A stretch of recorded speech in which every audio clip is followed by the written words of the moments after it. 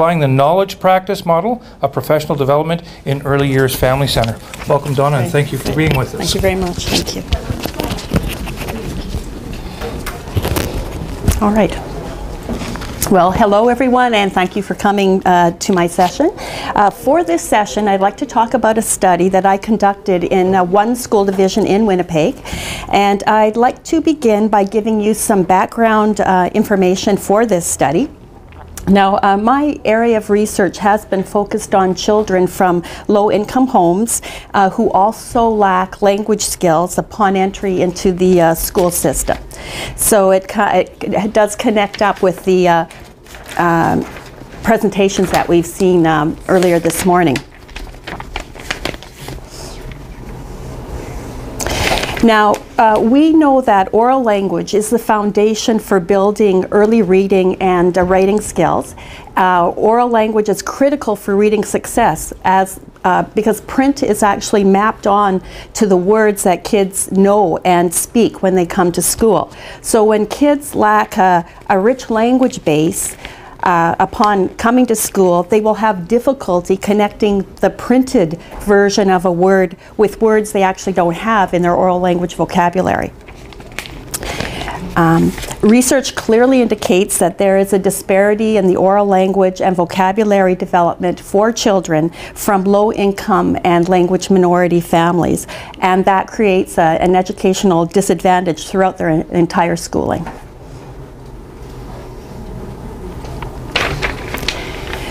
One way to overcome the disparity, though, is for school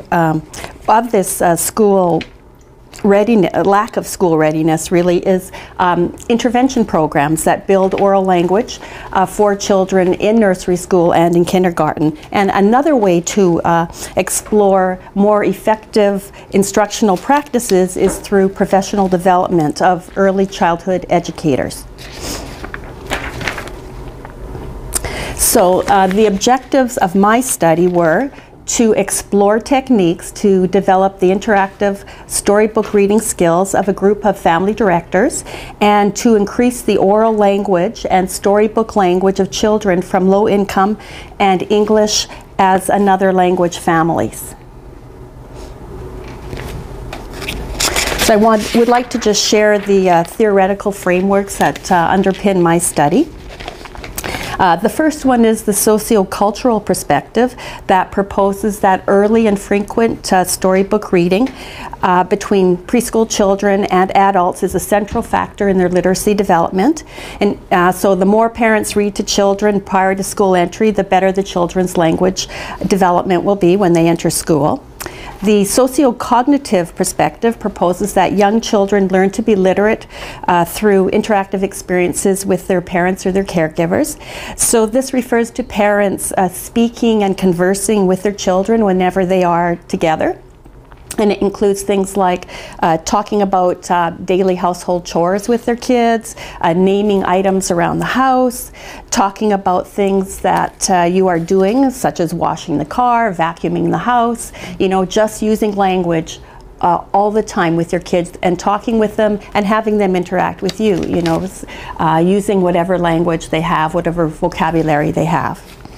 The emergent literacy perspective recognizes that children acquire skills and knowledge about reading and writing by just being immersed in literate behaviors before they are even able to carry any of those out. So that would look like things like when you're driving around the city, pointing out things like stop signs, traffic lights, the golden arches of McDonald's, you know, environmental signs. Reading comics with the kids. Even if they are unable at an early age to read the little speech bubbles, they can read the pictures with you as you're talking them through the pictures. Showing children what you're doing when you're reading a recipe, you know, going to your cupboards and taking out the flour and the sugar and showing the kids where that is on the recipe.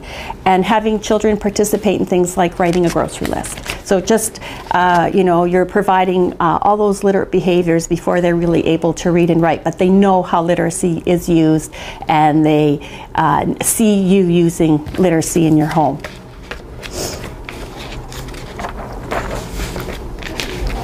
Now, the field of early childhood education is currently investigating new conceptualizations of professional development for early years teachers so that we can improve practices in the classroom and ultimately improve learning outcomes for children. Traditionally, early childhood professional development followed a knowledge-focused model, so that child care workers would attend classes in an academic institution and pick up courses and receive their certification that way. So for instance, they take a course in early language and literacy development.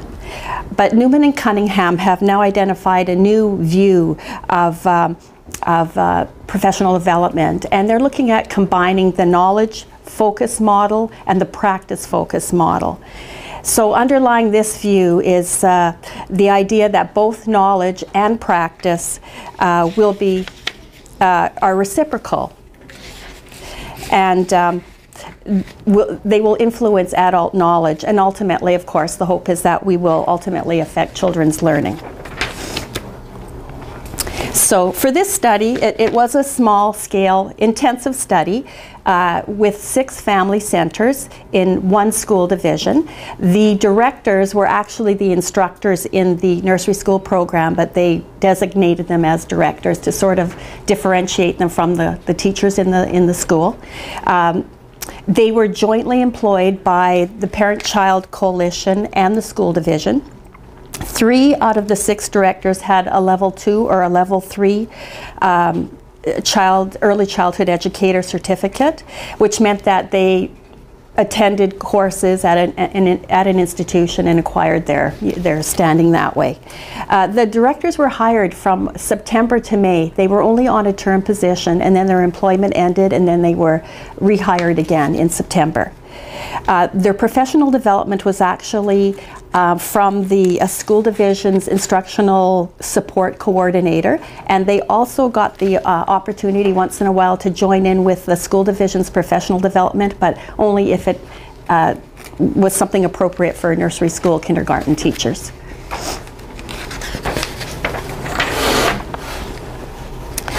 Now, the directors of the classrooms had expressed an interest in developing their skills in reading aloud to the children, and they were looking at, trying to expand what they were already doing, and that met perfectly with my research goals because I was looking at ways to help early childhood workers develop their professional skills. So the nursery school programs were actually located in classrooms in elementary schools throughout the division. The classrooms were actually set up as family centers, so at points parents would come in and interact. They would come in with their kids and they could stay and play with them. There were, the typical kinds of materials and sort of classroom setups that you would see in most nursery school programs, reading centers, puppets, Fisher Price toys, all, those kinds of things, hands-on manipulative materials. The classrooms were just, in the family centers were strategically set up so that they were in neighborhoods where there were low-income families and newcomer families, which I think is fairly unique in Winnipeg. Now, there were a total of 6 family center directors, and there were 6 family center locations throughout within the schools. There were actually 9 nursery school classrooms because one of the directors taught in the morning and in the afternoon, but different classes. In total, there were 41 preschool children, and they were ages 4 to 5 years old. What is interesting about the classrooms is that there was a real varied composition of children in the classroom. In one classroom, all of the children spoke English. In another classroom, 1 out of 7 children actually had English as a first language. So, this sets up implications already for professional development. How do you prepare teachers when there is such a variance in the classrooms themselves? And for the children as well, they come to school without a very strong language background. That's again sets up a whole different set of parameters for trying to prepare teachers to work with these young children. Now, this study was a combination of both qualitative and quantitative research methods. I did use a standardized test to just get a sample of their language before and after the actual study. I used the preschool language assessment instrument 2, Play 2, to measure children's ability to respond to conversational talk. And the pre-testing was carried out a week before the study began, and then the post-testing was done in the final week of the study. And then the focus over the next 6 weeks of the study was on developing the director's use of the interactive read-aloud technique. And the interactive read-aloud technique is a combination of reading the story to the kids, but interspersing questions throughout the reading of the story. A little bit different than what the teachers were doing at the time. They would read a story all the way through and then discuss it at the end. So the purpose of the dialogic method is to engage children in thinking and talking about the story as they go through it. It aids in comprehension because you are supporting their understanding of the story throughout the story, not just at the end and trying to prompt to see what they knew. And it also engages children in conversation, and that's the big piece, is that having the children talk, use the language and the vocabulary of the story, and getting that sense of how to talk about story, which is such a big piece of our academic settings in nursery and kindergarten. So over each of the 6 weeks, a different story was read to the children, and then it was reread again 2 days later. And rereading is a technique that enhances comprehension for children. As they hear the story again and again, they are picking up the vocabulary, the storyline, that whole sense of story. They have opportunities to then respond to the story, practice the vocabulary that's used in the story, and it leads to a deeper comprehension of the story. In my study, I only did one rereading, but you can do multiple rereadings with stories and then go on to a new story and then come back and reread that story again. Now, 4 of the 6 directors volunteered to be observed in their classrooms for each reading. So the first reading of the story and then the second reading of the story. And I had research assistants who were trained to observe in the classroom and take field notes. And I had one research assistant for each of the directors.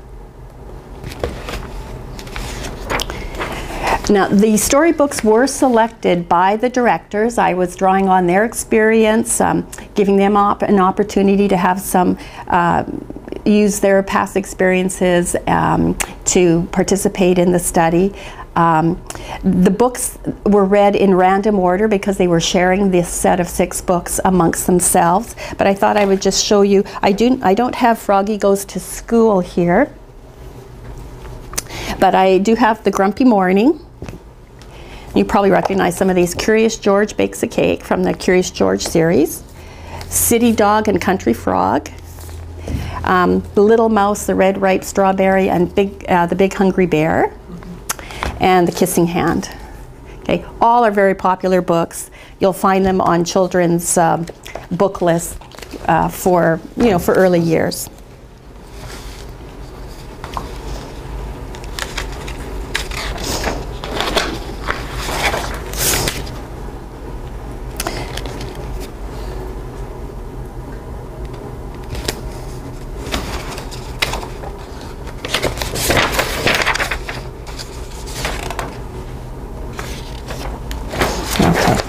So I'll just talk a little bit about how the study went and the type of professional development that was offered through the sessions.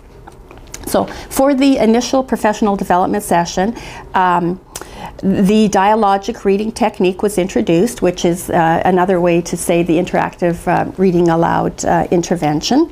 And I presented it through a multimodal approach. I wanted to do something that was a little bit different than that knowledge-based approach. So I did use a lecture format to present some information, but I also used video clips that showed teachers using the dialogic questioning technique. So they saw it being demonstrated by people who were using it, with some expertise. And we also studied a transcript of a children's book which had the dialogic questions embedded in it, so the teachers could actually see it in print and have a look at it rather than just seeing it in action, having a chance to sort of study it on the paper, and that seemed to work quite well. Now, the dialogic or the interactive reading technique actually focuses on 9 specific questioning techniques, and the purpose of them, of course, is to guide adults in purposeful and meaningful storybook discussion with children.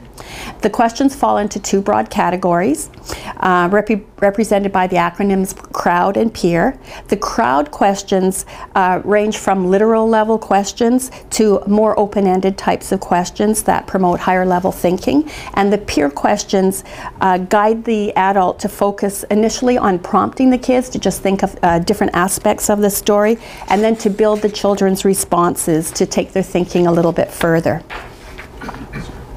So I'll just talk a little bit about these different strategies, because you're going to see them in a minute on a transcript, a few transcripts of the actual observations in these classrooms. So for crowd, the C stands for complete a sentence. So the teacher might say a sentence and then leave a blank, and this is usually for vocabulary building. The kids will, insert the word.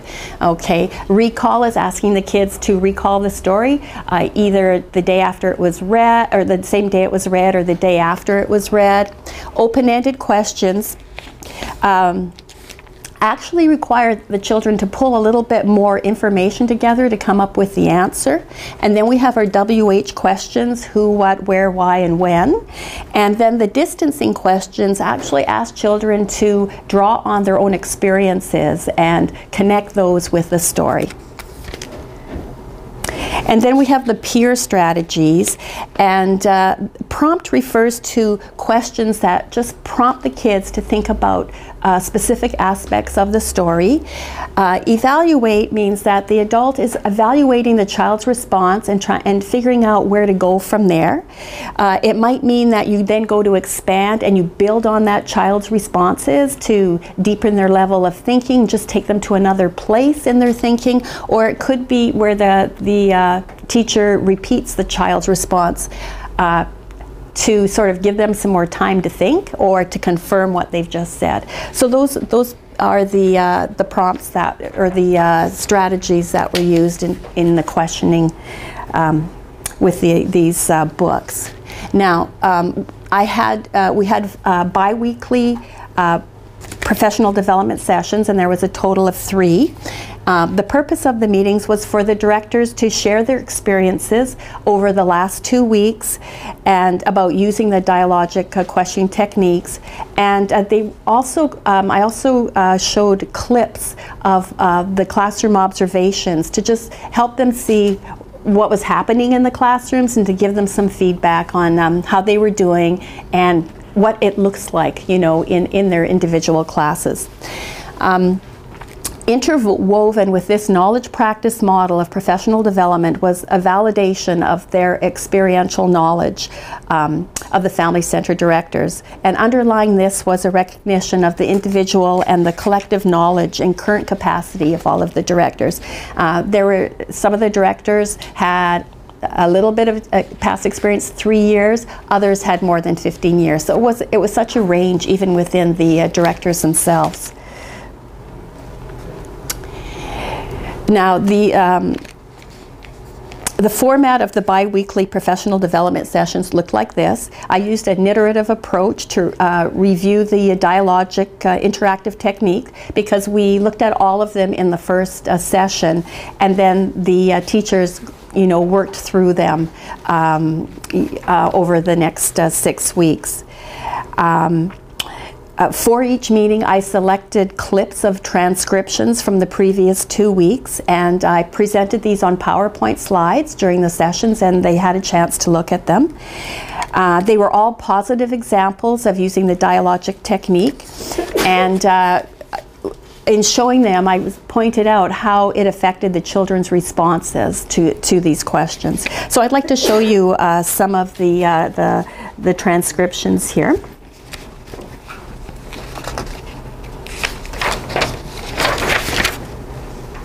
Okay, so for this one, this is from the second reading of Froggy Goes to School, which I don't have here, and it is an example of a director prompting the children to recall a part of the story. So I just want to draw your attention to some of the dialogic questions. So in the first line, it says WH prompt, so there was a WH question and a prompt occurring there, and then the children's response. The second one, there was a WH question and a prompt. This line here, there is a recall prompt. So if you want to just take a minute or two and just read through the dialogue there.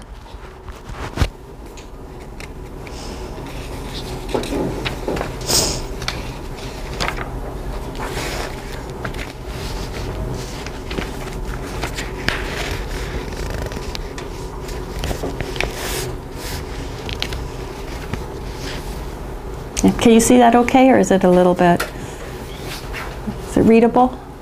Yeah. Okay.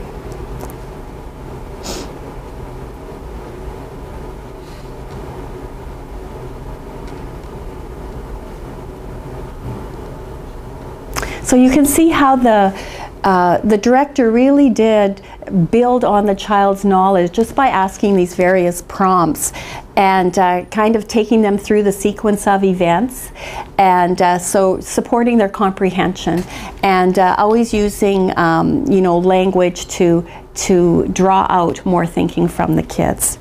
So there's the next clip. This is an example of extending the children's thinking. Oh, no, let me see. Sorry, let me see here. No, this transcript is an example of the director supporting the child's recall by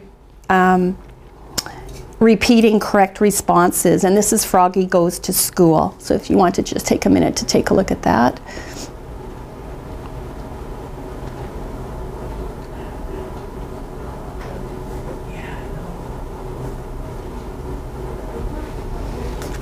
So remember that many of these children have English as a second language, and they're just expressing their ideas through very short, brief little phrases. But the teacher is able to draw on that and help them reach a point where they're actually sort of expanding on their ideas and using the language from the storybook as well. And this is an example of extending the children's thinking after reading the story a second time, and the story is Curious George Bakes a Cake.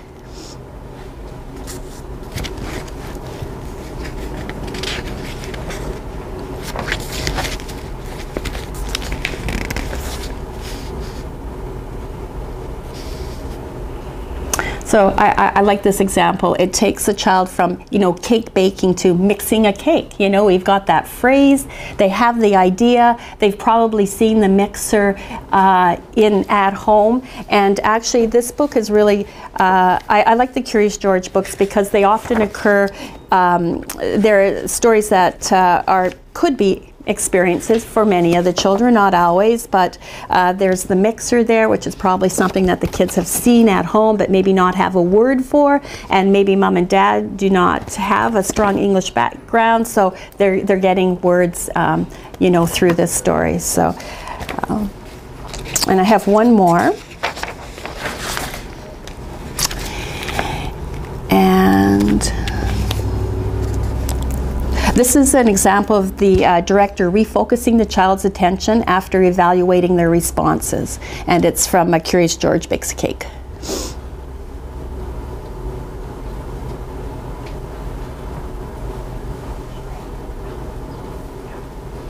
So they're kind of all over the place, and then she sort of reframes the question and has them thinking about, George baking a cake. So I think it's a good example of just showing how you can refocus kids. They are sharing their ideas, they are making connections, but they're not quite getting the,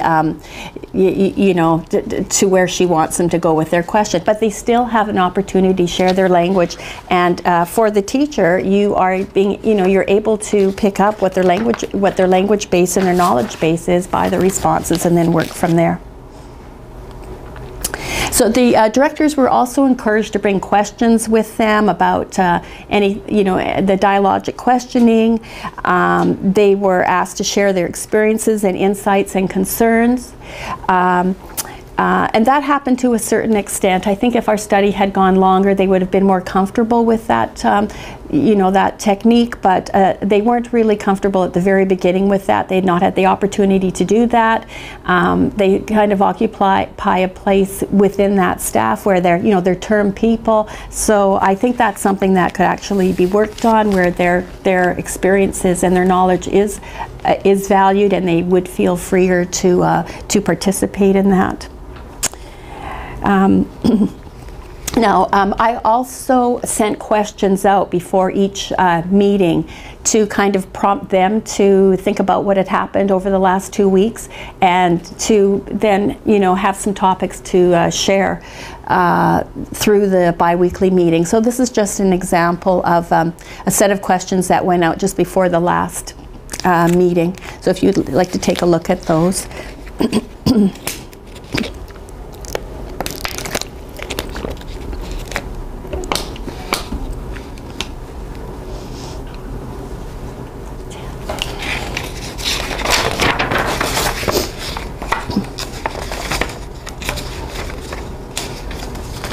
Okay.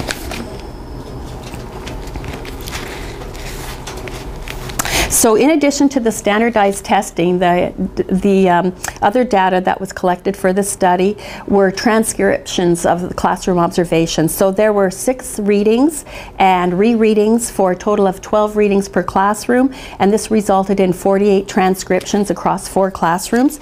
Field notes were taken for the 3 professional development sessions, and there was also a final focus group that we held, and field notes were taken for that as well.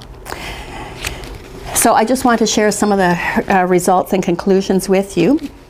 And with the analysis of the field notes and the focus group so far, this is what I found, that the directors found the transcripts of the interactive read aloud sessions helpful in working on these techniques in their classrooms. And they were not identified in the transcripts, but the directors knew who they were. They were able to recognize themselves in the transcripts, and that seemed to be a very, very positive experience for them. And in fact, they asked me if I could email the transcripts to them for further study or to put on their wall. I don't know, but they wanted to have a copy of those transcripts. And I tried to choose, all of the directors who were being observed so that they could to get that positive reinforcement. They did find that meeting every 2 weeks was a bit intense, but they said it kept them focused, and they were continually working on the dialogic questioning techniques. So I think there's something to be said for that ongoing work in professional development, not just one in-service and then you never talk to anybody else about it again. It was rigorous, I must say, and trying to have the transcripts prepared after 2 weeks and present it, and going through all of them. So, but I think in the end it was a good, way to approach professional development. The directors identified the following insights during the professional development and focus group sessions. They found that the children understood more from the first reading than they had ever realized. They were able to make more connections to the children's lives by talking with them during the storybook reading sessions, rather than the traditional approach where they would read the story and then just ask some questions about comprehension of the story at the end of the session. They found that by keeping the read aloud group small, they were able to get to know the children a little bit better. And you need smaller groups if you're doing the interactive approach. And so they felt that they were getting to know these students on a more individual level. They were able to find out what the children understood from the story through the dialogic questioning, and as one director said, otherwise you don't know what the kids are thinking. So asking them questions and finding out what they are getting from the story, or even how they're expressing what they're getting from the story. They found that shy children tended to be very quiet for the first reading of the story, but in the second reading they were more interactive. They found that when the groups were a combination of children who spoke English as a first language and those who did not, the kids who did not have English as a first language were speaking more. I guess they were, I presume they were getting the modeling from the kids who were, had English as a first language. And finally, the analysis of the pre and post tests from the standardized language assessment showed a lot of variation in scores. There was nothing really that I could draw from that, except that I think with the wide variety in the classrooms in terms of the children's experience with storybook reading and in terms of their English language, that there was just so much variation. There was no clear-cut information coming from there.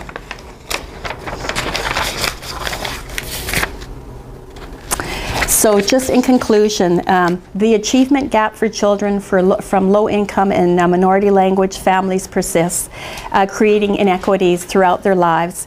One way to affect language and literacy outcomes for children is to consider new ways of professional development for early childhood educators. While the educational backgrounds varied among the directors and their years of experiences as well, there was a passion for working with young children.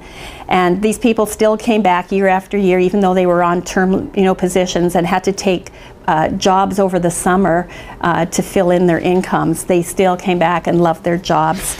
And, I view that passion as capacity to build on their knowledge and experience. In this study, the use of transcripts was an effective tool for learning a new instructional technique. And then by embedding the transcripts in bi-weekly sessions, it was a useful way to help the director see where they were going with it, whether they were making positive moves, and for others to see what was happening in each other's classrooms. That was another point that they made, that they really enjoyed having the opportunity to come together as a group of early childhood educators and talk about their experiences, which they really had not had a lot of experience with. So, is there time for questions, or, yeah, does anybody have any comments or questions or other experiences with professional development, for instance, with early childhood care workers? Yeah. Could you just explain, like, when you had these sessions with the directors and they mentioned that they felt it was quite intensive over the 6 weeks? Mm-hmm. Is that the right time for you? Yeah, it was a 6-week bi-weekly meetings. So, like, how long were the meetings, and were they... Were all the directors sitting there at the same time and learning from each other, or did you individually go over the transcripts with the... No, it was a whole group. Can I get you to repeat the question for the audience? Okay. Or paraphrase it, but if you could repeat it, because they're only linked to the people in the internet. Oh, okay. Well, there is a question about how did the professional development sessions run. I used whole group sessions. It was a group sharing. There were only 6 child care workers there. I'm forgetting how long did it take? The meetings were only an hour and a half. I think maybe the intensity for them came with reading and rereading the story to their groups of children. I think that was more of maybe a structure that they hadn't used before, and they might have felt pressure by that. 6 books were read. I mean, so they also met 4 times a week, so it wasn't that they were doing it every day of the program, but for some, they felt intensity that way. We met bi-weekly. The meetings were about an hour and a half, and there was always a meal with that, so it was not just work. It was, having something to eat and socialize over. Yeah. And those results on the PLAI2, that kind of intrigued me, that you, like, was there any evidence that some of the students seemed to be performing superior? There was, but it was so scattered that it was hard to really see. There was just so much variance across, the scores for the children, that I couldn't conclude that all their scores were raised, which is what I would like to have seen. But it was a short-term study as well. I mean, it was only six weeks, so a short time for that population that, where children's first language was not English, and it was a high poverty area, so perhaps more time could have been spent, and the study could have run longer, and maybe we were also working with the directors acquiring a new style of teaching, and I think that takes time as well. There was no pressure on them on how they would approach it. They were just to take that in the classroom and start working with it at the levels that they felt comfortable. Yeah. One more Yes. question. Okay. But repeat it, please. Yes. Go ahead.